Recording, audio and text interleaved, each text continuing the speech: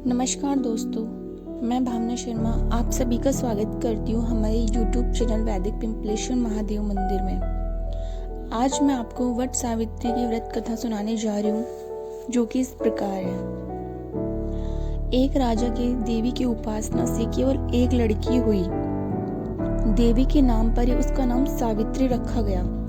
जब वह विवाह के लायक हुई तो राजा ने कहा, बेटी, मैंने तुमको पाल पोस कर इतना बड़ा कर दिया, पढ़ाया लिखाया भी है और तुम सर्वगुण संपन्न भी हो, इसलिए अब तुम अपने लायक अच्छे से अच्छा वर ढूंढो। मैं तुम्हारे साथ अपने बूढ़े मंत्री को भेजता हूँ, वह तुम्हारी हर प्रकार रक्षा करेगा।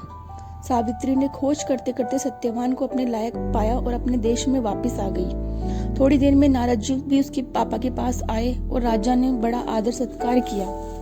नारद जी ने कहा, राजन, लड़की के लिए अभी वर ढूंढा है कि नहीं? तो राजा ने बताया कि मैंने यह काम खुद को ही सौंपा है और वह भी अपने लायक वर ढूंढ कर लाई है। नारद जी ने सावित्री को बुलाकर सारी बात पूछी। सावित्री के बताने पर नारद जी ने कहा, तो सब ठीक है, पर उनका राज छिन गया है, वह जंगल में रहते हैं। इस पर भी सत्यवान हर तरह से लायक है, पर उसकी आयु सिर्फ 1 ही वर्ष की है और है, अतः तुम कोई और वर ढूंढो। राजा को भी बहुत चिंता हुई। सावित्री को समझाया बुझाया, पर उसने भी कहा, मैं हिंदू कन्या हूँ, धर्म ये कहता है कि मन से किसी भी दूसरे की इच्छा नहीं करनी चाहिए। एक बार जिसे अपना पति मान लिया या माता पिता ने जिसे अच्छा समझकर विवाह कर दिया, वही पति है, बाद में चाहे उसमें कोई भी खराबी होए।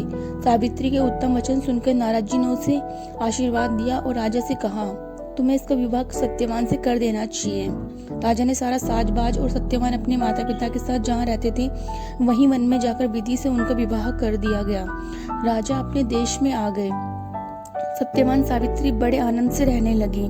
सावित्री अपने अंधे सास ससुर की तथा सत्यवान की खूब सेवा करती थी, पतिव्रत धर्म का पालन करती, सदा सत्यवान के साथ रहती, एक पल भी अकेला नहीं छोड़ती।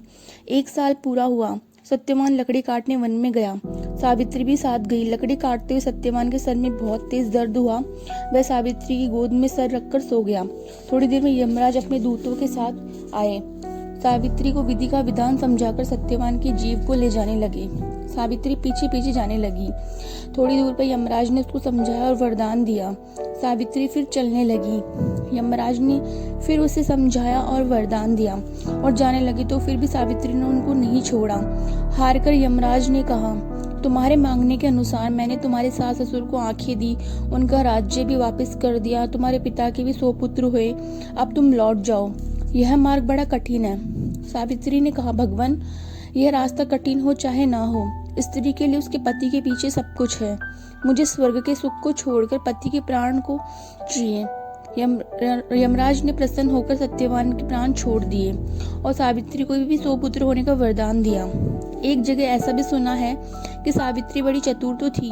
उसने देखा कि यमराज इनके प्राणों को छोड़कर दूसरा वरदान मांगने को कहा है, इसलिए इनकी भी बात रखनी चाहिए, तो उसने एक ही वरदान में सब कुछ मांग लिया।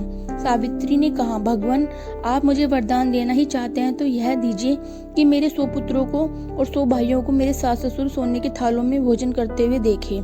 यमराज ने कहा, ऐसा ही होगा, और जाने लगे।